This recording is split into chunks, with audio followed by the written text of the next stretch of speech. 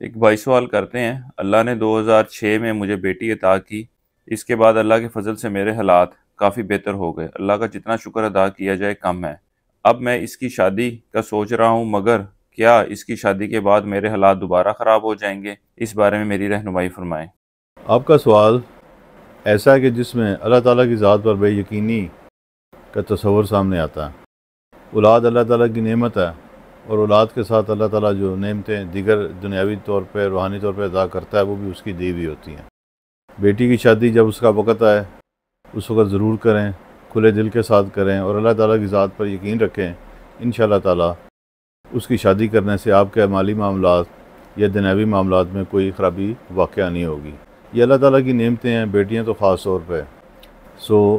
اس حوالے سے کوئی بھی منفی بات نہیں سوچنی چاہیے اور اللہ تعالیٰ کی ذات پر یقین رکھنا چاہیے۔ اللہ تعالیٰ آپ کے لیے آسانیاں پیدا فرمائے اور سوچوں کو مثبت رخ دے۔ آمین۔